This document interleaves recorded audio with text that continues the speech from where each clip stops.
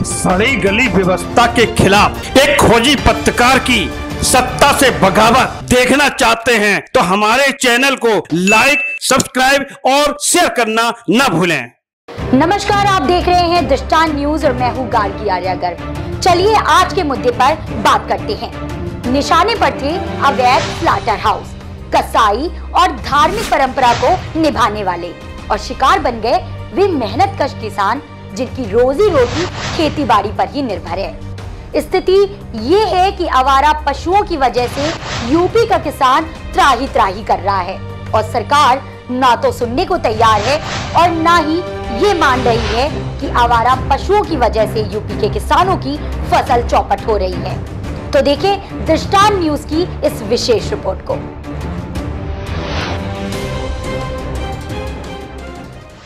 हम बात कर रहे हैं उन आवारा पशुओं की जिनकी वजह से यूपी के किसानों की फसल बर्बाद हो रही है। आवारा गोवंशों की रक्षा के लिए नियम इतने कड़े बनाए गए हैं कि यदि आवारा पशुओं को खेतों से भगाने के दौरान पशुओं को चोट लग जाए तो किसानों को ही भरपाई करनी होगी।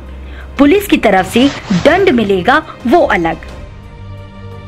पिछले 5 वर्षों के दौरान आवारा पशुओं ने फसलों को इस कदर नुकसान पहुंचाया है कि अब गाय धार्मिक भावनाओं से ज्यादा किसानों में भय पैदा कर रही है। ऐसा नहीं है कि यूपी के किसानों ने सरकार से गुहार ना लगाई हो। हजारों की संख्या में शिकायती पत्र डाक के माध्यम से और व्यक्तिगत मुलाकात के दौरान सरकार तक पहुंचाए गए। इतना ही नहीं, जन सुनवाई पोर्टल पर भी हजारों की संख्या में शिकायतें इस बात की तस्दीक कर रही हैं कि आवारा पशुओं से यूपी का किसान परेशान है, लेकिन सरकार मानने को तैयार नहीं। आप देख सकते हैं कि किसानों ने अपने फसल की सुरक्षा के लिए तारबंदी ने दीवार तक खड़ी कर दी है, लेकिन इसके बावजूद ये छुट्टा जानवर किसानों की फसलों को बर्बाद करने का काम कर रहे हैं। आखिर में इस तरीके से अगर छुट्टा जानवर किसानों की फसलों को बर्बाद करेंगे तो किसान क्या खाएगा।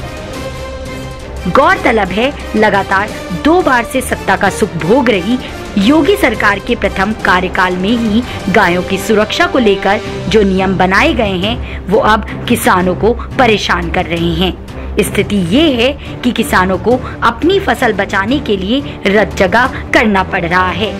किसानों की समस्याओं को ध्यान में रखते हुए वर्ष 2019 में उत्तर प्रदेश में पशुपालन विभाग ने एक सर्वे कराया था। सर्वे रिपोर्ट के मुताबिक यूपी में आवारा जानवरों की संख्या 7,33,606 थी। अगर पूरे भारत की बात करें तो ये संख्या 52 लाख से ज्यादा बताई गई है। 20वीं पशुधन गणना से पता चलता है कि देश में 50.21 लाख आवारा गोवंश सड़कों पर घूम रहे हैं। इनमें सबसे ज्यादा संख्या राजस्थान में है। राजस्थान में आवारा गोवंशों की संख्या 12.72 लाख और दूसरे नंबर पर उत्तर प्रदेश में 11.84 लाख गोवंश सड़कों पर घूम रहे हैं। उत्तर प्रदेश का किसान इस वक्त इन्हीं आवारा पशुओं की वजह से सबसे ज्यादा समस्याग्रस्त है, लेकिन जिम्मेदार अधिकारी मानने को तैयार नहीं। साल 2011 की जनगणना के अनुसार उत्तर प्रदेश के ग्रामीण इलाके में यूपी की कुल आबादी का लगभग 77% हिस्सा रहता है। इनमें से अधिकांश लोग खेती किसानी पर निर्भर हैं।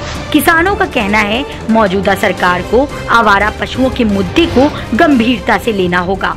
2022 का चुनाव तो धार्मिक आधार पर किसी तरह फतेह किया जा चुका है, लेकिन यही हाल रहा तो किसानों की नाराजगी आगामी लोकसभा चुनाव में भाजपा के समक्ष मुश्किलें खड़ी कर सकती हैं। अब सवाल ये उठता है, उत्तर प्रदेश की मौजूदा सरकार ने इन आवारा पशुओं के लिए क्या किया?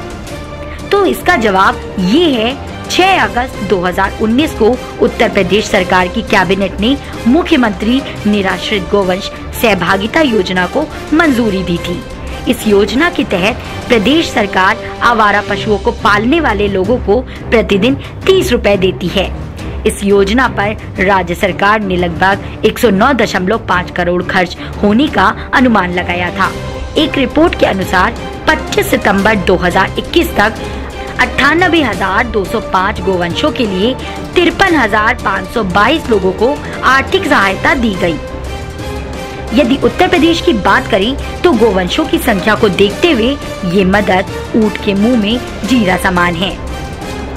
ऐसा नहीं है, उत्तर प्रदेश में आवारा पशुओं की समस्या बीते 5-6 सालों से ही है, लेकिन ये भी उतना बड़ा सच है कि बीते 4-5 सालों में इस समस्या ने यूपी में विस्फोटक रूप धारण कर लिया है।